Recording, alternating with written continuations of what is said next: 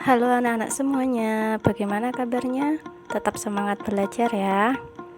Nah, kali ini kita akan belajar materi baru, yaitu tentang penguatan agrikultur di Indonesia. Setelah sebelumnya kalian sudah pelajari tentang ekonomi maritim, maka sekarang kita akan masuk ke materi baru, yaitu tentang agrikultur. Apakah kalian sudah pernah mendengar kata agrikultur?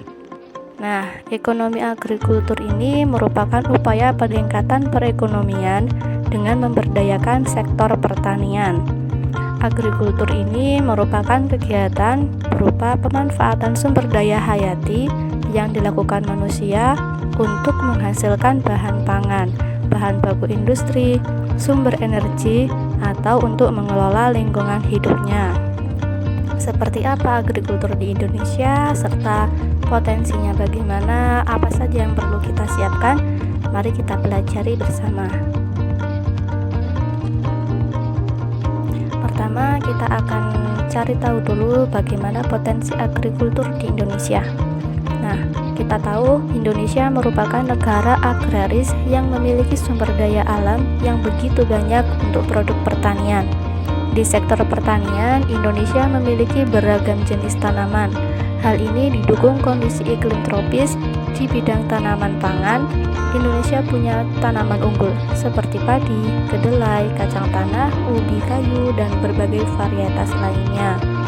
Sektor pertanian di Indonesia merupakan kontributor yang besar dalam pendapatan nasional, penyerapan tenaga kerja, penyediaan pangan, serta penyediaan bahan baku industri.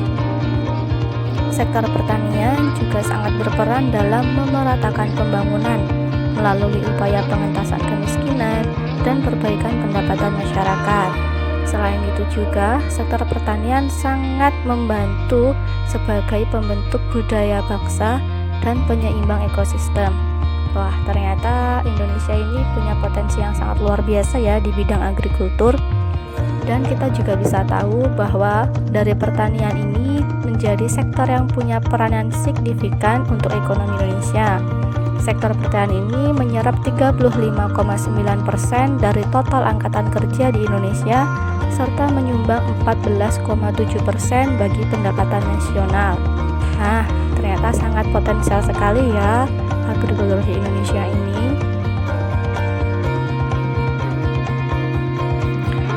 Sekarang kita akan cari tahu apa sih peran agrikultur di Indonesia ini. Nah, begini, Indonesia sebagai negara yang kaya akan sumber daya alam, tanahnya subur. Saat ini sebagian besar masyarakat Indonesia kita tahu memiliki mata pencaharian sebagai petani ya. Nah, pertanian atau agrikultur ini merupakan sektor primer dalam perekonomian Indonesia. Sektor ini merupakan sektor penting untuk menyumbang hampir setengah dari perekonomian. Selain itu, agrikultur juga berperan sebagai penghasil devisa negara melalui berbagai ekspor. Nah, pembangunan sektor agrikultur Indonesia sampai saat ini masih belum bisa memberikan sumbangan yang tinggi jika dilihat dari tingkat kesejahteraan pelaku sektor dan kontribusinya pada pendapatan nasional. Pembangunan agrikultur di Indonesia dianggap sangat penting dari keseluruhan pembangunan nasional. Pembangunan agrikultur atau pertanian di Indonesia mempunyai peranan yang penting, antara lain 1. Potensi sumber daya alam yang besar dan beragam. Kemudian pangsa terhadap pendapatan nasional yang cukup besar, besarnya pangsa terhadap ekspor nasional, besarnya penduduk Indonesia yang menggantungkan hidupnya pada sektor ini, perannya dalam penyediaan pangan masyarakat, dan menjadi basis pertumbuhan di pedesaan. Potensi pertanian Indonesia begitu besar, namun pada kenyataannya sampai saat ini sebagian besar petani kita masih banyak yang tergolong kategori miskin. Sangat disayangkan sekali ya, perannya agrikultur ini sebenarnya sangat besar, namun pada pelaksanaannya masih perlu beberapa sumbangsih besar yang perlu kita lakukan untuk meningkatkan perekonomian Indonesia.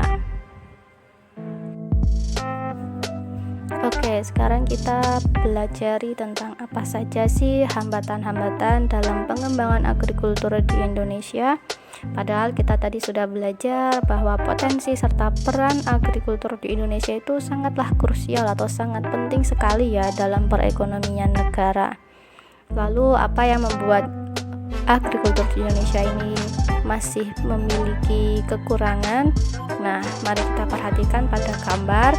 Bisa kita lihat bahwa gambar tersebut menunjukkan petani dengan skala usaha pertanian yang masih relatif kecil. Hal ini tampak pada petak-petak tanah sawah yang relatif sempit. Nah, usaha dengan skala kecil tentu akan mendapatkan hasil yang kecil pula. Hasil yang kecil inilah yang menjadikan cerminan dari tingkat kesejahteraan yang cukup rendah. Dari fakta pada gambar tersebut tampak bahwa pembangunan pertanian di masa mendatang itu bukan hanya untuk memecahkan masalah-masalah yang ada, tetapi juga untuk menghadapi tantangan-tantangan globalisasi. Oleh karena itu, pembangunan pertanian di Indonesia tidak hanya dituntut untuk menghasilkan produk-produk pertanian yang berdaya saing tinggi, namun juga mampu mengembangkan pertumbuhan daerah serta pemberdayaan masyarakat. Tantangan inilah yang diharapkan mampu mendorong kita agar lebih bekerja keras dalam mengembangkan sektor pertanian.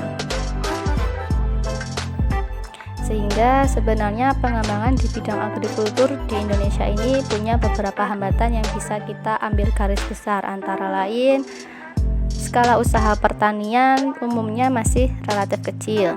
Yang kedua, modal yang terbatas. Kemudian penggunaan teknologi masih sederhana.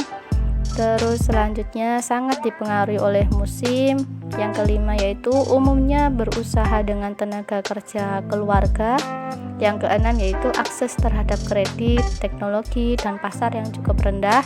Kemudian yang selanjutnya, pasar hasil pertanian sebagian besar dikuasai oleh pedagang besar sehingga akan merugikan petani kecil. Yang kedelapan adalah alih fungsi lahan pertanian menjadi lahan non pertanian. Dan yang terakhir, kurangnya penyediaan benih yang bermutu bagi petani. Nah, tadi setelah kita belajar tentang hambatan-hambatan dalam pengembangan agrikultur yang ternyata cukup banyak sekali hal-hal yang bisa menjadi hambatan untuk sektor pertanian, maka sekarang kita akan mencari tahu strategi atau langkah yang harus bagaimanakah untuk bisa kita lakukan pengembangan di bidang agrikultur atau pertanian khususnya di Indonesia. Nah, berikut ini ada beberapa strategi yang bisa dilakukan untuk mengembangkan agrikultur, antara lain eco farming. Apa sih eco farming ini? Nah, eco farming ini adalah strategi yang merupakan peningkatan sistem budidaya di sektor pertanian yang ramah lingkungan dan terintegrasi dengan kearifan lokal di setiap daerah di Indonesia. Kemudian yang kedua ada distribusi pupuk secara merata. Nah, strategi yang kedua ini berupa distribusi pupuk secara merata di seluruh Indonesia. Langkah yang ditempuh dalam strategi ini adalah petani diminta menjumlahkan kebutuhan pupuk untuk kebutuhan tanamannya per hektar selama 1 tahun. Kemudian dari cara inilah pemerintah akan mengetahui kebutuhan pupuk selama 1 tahun sehingga dapat menyediakan stok pupuk sesuai dengan kebutuhan petani. Kemudian selanjutnya ada perbaikan irigasi. Pertanian yang berhasil tentu tidak terlepas dari baiknya sistem irigasi yang diterapkan. Oleh sebab itu, pemerintah perlu mengusahakan keterjaminan kesediaan air untuk pertanian dengan melakukan perbaikan dan pengadaan irigasi yang baik. Kemudian yang keempat ada strategi lain yang bisa dilakukan di sektor agrikultur, yaitu pembangunan dan perbaikan berbagai sarana pendukung sektor pertanian, serta pembukaan lahan baru sebagai tempat yang dapat membuka lapangan pekerjaan baru bagi masyarakat Indonesia. Mutu sumber daya manusia yang mampu memberikan konsultasi bagi petani dalam meningkatkan produktivitasnya juga perlu ditingkatkan. Hal ini merupakan bentuk dukungan bagi petani untuk tetap mempertahankan usahanya di sektor pertanian.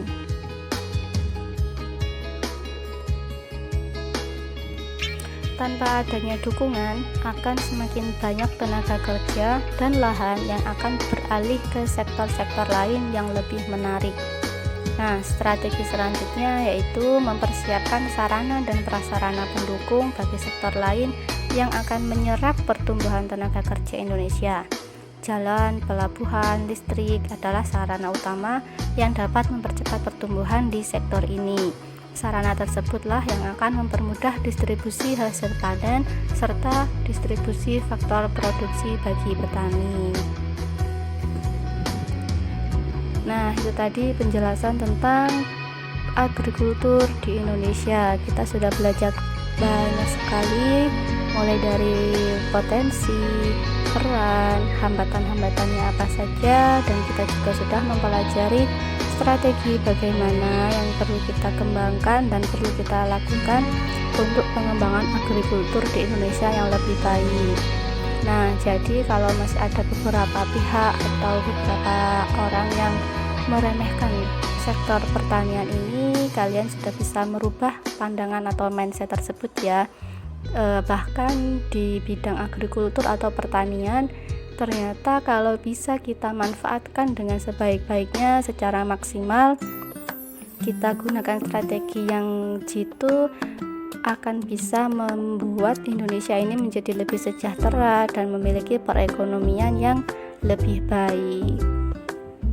Baik, sekian dulu penjelasan dari Budia, semoga bermanfaat dan tetap semangat belajar, selalu jaga kesehatan, patuhi protokol kesehatan, dan sampai bertemu pada pertemuan selanjutnya dengan materi yang lainnya. Sampai jumpa.